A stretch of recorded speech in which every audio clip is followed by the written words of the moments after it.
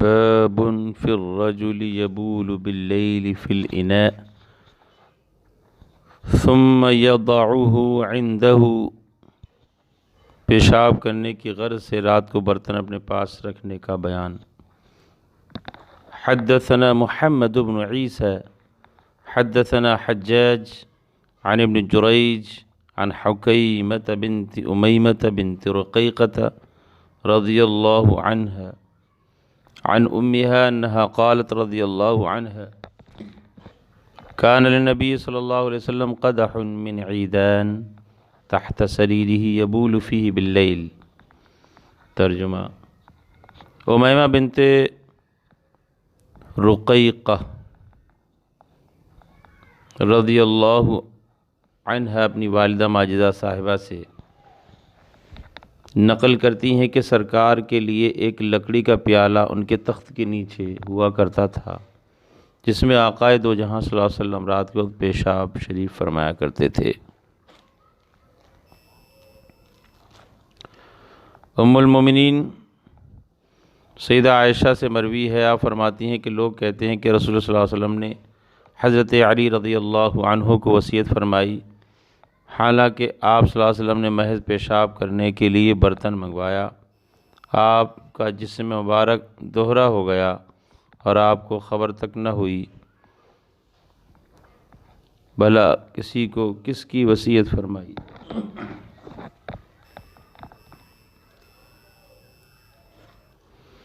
حضرت جابر رضی اللہ تعالیٰ عنہ سے منقول ہے کہ میں نے سید عالم صلی اللہ علیہ وسلم کے ساتھ نماز ظہر ادا فرمائی، پھر آپ اپنے گھر کی جانب روانہ ہو گئے، میں بھی آپ کے ساتھ تھا۔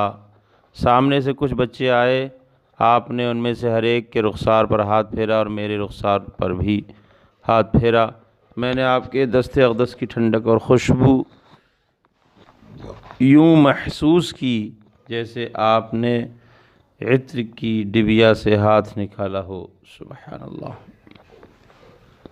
ان کی مہک نے دل کے غنچے کھلا دیے ہیں، جس راہ چل دیے ہیں کوچے بسا دیے ہیں۔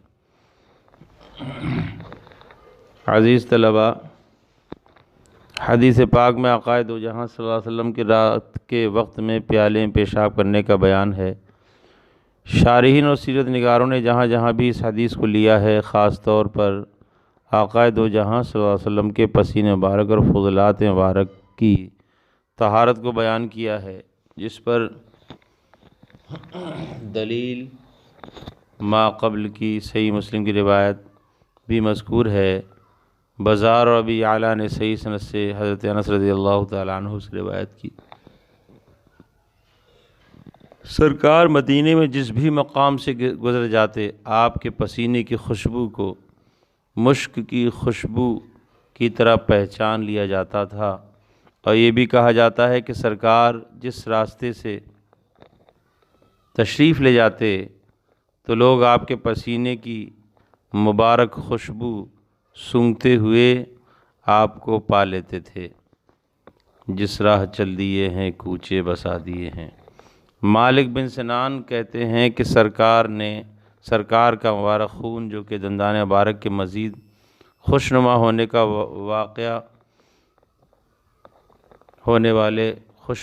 والے واقعے کا باعث بنا اور خون نکلنے والی جگہ کو اپنے منہ میں لے کر چوس لیا تو سرکار نے اس عمل کو نہ صرف جائز قرار دیا بلکہ دعا دیتے ہوئے فرمایا تمہیں کبھی آگ نہ چھوئے گی۔ سبحان اللہ! حضرت عبداللہ ابن زبیر نے فسق کے بعد خون مبارک پی لیا تھا۔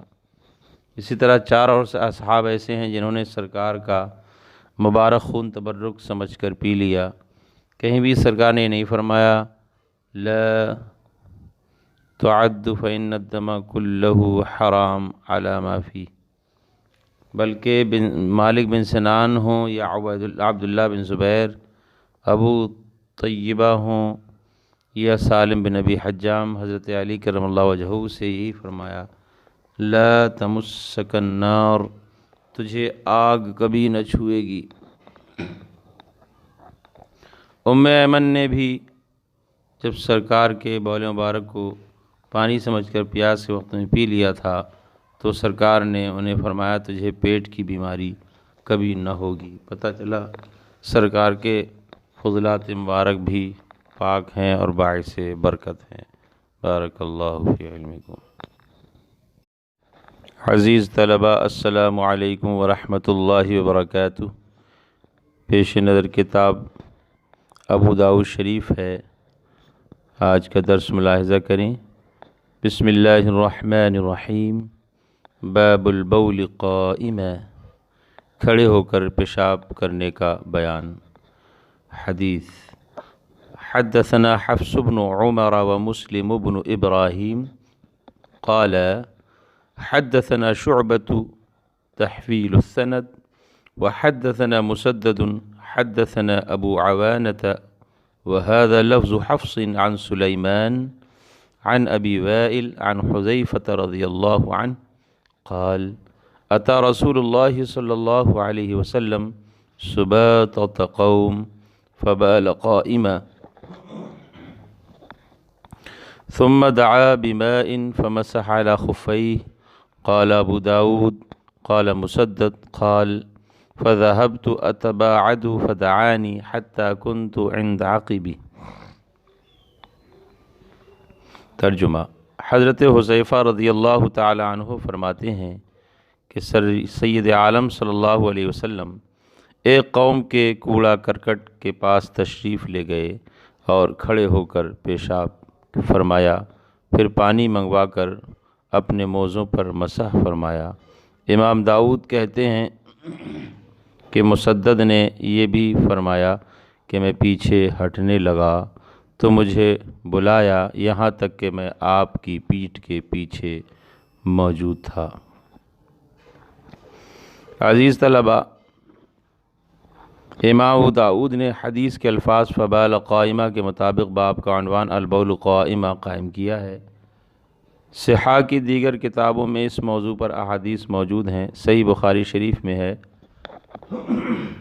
حضرت حذیفہ رضی اللہ تعالیٰ عنہ کہتے ہیں کہ سرکار قوم کے کوڑے کے پاس تشریف لے گئے اور کھڑے ہو کر پیشاب کیا، پھر پانی منگوایا تو میں پانی لے آیا تو آپ نے وضو فرمایا۔ سنن ترمذی میں ہے، حضرت عمر فاروق اعظم فرماتے ہیں کہ مجھے سید عالم صلی اللہ علیہ وسلم نے کھڑے ہو کر پیشاب کرتے ہوئے دیکھا تو فرمایا، اے عمر، کھڑے ہو کر پیشاب نہ کرو۔ پس میں نے اس کے بعد کبھی کھڑے ہو کر پیشاب نہ کیا۔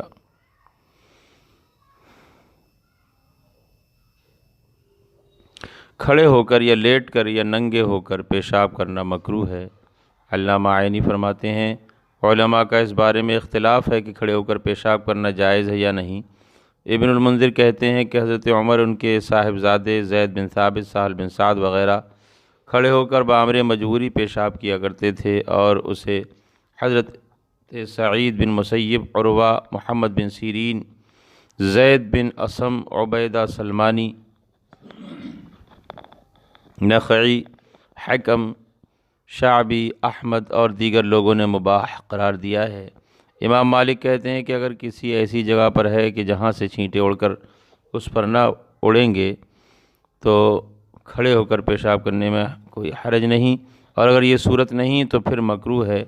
عامت العلماء کہتے ہیں کھڑے ہو کر پیشاب کرنا مکروہ ہے، مگر عذر کی بنا پر ایسا کیا جائے تو مکروہ نہیں، اور یہ کراہیت تنزیہہ ہے نہ کہ تحریمہ۔ اعلیٰ حضرت عظیم البرکت امام اہل سنت رضی اللہ تعالی عنہ کے نزدیک کھڑے ہو کر پیشاب کرنے میں 4 حرج ہیں، ملاحظہ کریں۔ نمبر 1، بدن اور کپڑوں پر چھینٹ پڑنا، جسم و لباس بلا ضرورت شرعیہ ناپاک کرنا، اور یہ حرام ہے۔ نمبر 2، ان چھینٹوں کے باعث عذاب قبر کا استحقاق اپنے سر پہ لینا۔ نمبر 3، رہ گزر پر ہو یا جہاں لوگ موجود ہوں تو باعث بے پردگی ہوگی، بیٹھنے میں رانوں اور زانوؤں کی آڑ ہو جاتی ہے اور کھڑے ہونے میں بالکل بے ستری رہتی ہے، اور یہ باعث لعنت ہے۔ نمبر 4، یہ نصارہ سے تشبیہ اور ان کی سنت مذمومہ میں ان کا اتباع ہے۔ آج کل جن کو یہاں یہ شوق جاگا ہے اس کی یہی علت ہے اور یہ موجب عذاب و عقوبت ہے۔ اللہ جل جلالہ فرماتا ہے لا تتبعوا خطوات الشیطان، شیطان کے قدم پر قدم نہ رکھو۔ علماء اعلام نے حدیث مذکور کے کئی جوابات دیے ہیں۔ نمبر 1، حدیث مذکور بی بی عائشہ صدیقہ رضی اللہ تعالی عنہ کی حدیث سے منسوخ ہے۔ یہ بات معلوم ہے کہ حضرت حذیفہ کی روایت نبی کریم صلی اللہ علیہ وسلم کے آخری دور کی نہیں، جبکہ حضرت ام المومنین عائشہ صدیقہ رضی اللہ تعالی عنہا نے آپ کو وصال تک دیکھا اور آپ کے افعال مبارکہ پر مطلع رہیں۔ آخری عمل کو آپ اپنایا جاتا ہے، لہذا آپ کے بھی آخری فعل پر عمل ہوگا۔ بنا بنی ہر ایک کا اپنے مشاہدے کے مطابق خبر دینا نسخ کو منع نہیں کرتا۔ جب ہمیں یہ معلوم ہو جائے کہ دو مشاہدوں میں سے ایک متأخر بھی ہے اور جاری بھی، اور حکم نسخ پر آپ کا ایک وہ قول حاوی ہوگا جو صحیح طور پر ثابت ہے کہ یہ ظلم ہے۔ نبی کریم صلی اللہ علیہ وسلم تمام لوگوں سے بڑھ کر اس سے پرہیز کرتے تھے۔ اس وقت زانوے دوسرا جواب یہ ہے کہ آپ نے جو کھڑے ہو کر پیشاب فرمایا اس وقت زانو مبارک میں زخم تھا، بیٹھ نہیں سکتے تھے۔ یہ ابو ہریرہ سے مروی ہے۔ نبی کریم صلی اللہ علیہ وسلم نے اس زخم کی وجہ سے جو زانو اقدس کے اندرونی طرف تھا کھڑے ہو کر پیشاب فرمایا تھا۔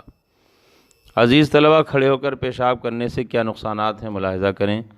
کھڑے ہو کر پیشاب کرنے کے نقصانات کے بارے میں دو ماہرین ڈاکٹرز کے بیانات سماعت کریں۔ نمبر 1، ڈاکٹر اچوتاناڈا کہتے ہیں کھڑے ہو کر پیشاب کرنے سے کمر کا درد، حواس اور دیگر طریقوں سے کمزوری والے معاملات ہوتے ہیں۔ ڈاکٹر شیوا کہتی ہیں مرد و عورت دونوں کے لیے بیٹھ کر پیشاب کرنے میں انسانی جسم سکون محسوس کرے گا اور پیشاب مکمل طور پر خارج ہو جائے گا، اس لیے کہ کھڑے ہو کر پیشاب کرنے میں 5 سے 10% پیشاب خارج ہونے سے رہ جاتا ہے۔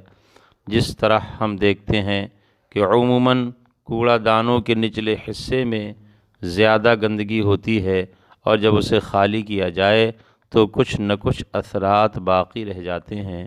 بالکل اسی طرح کھڑے ہو کر پیشاب کرنے سے پیشاب مکمل طور پر خارج نہیں ہو پاتا اور گویا کہ نچلے حصے کے جراثیم، کچڑا، پتھر کے باریک ذرات باقی رہ جاتے ہیں جو کہ انفیکشن کا سبب بنتے ہیں۔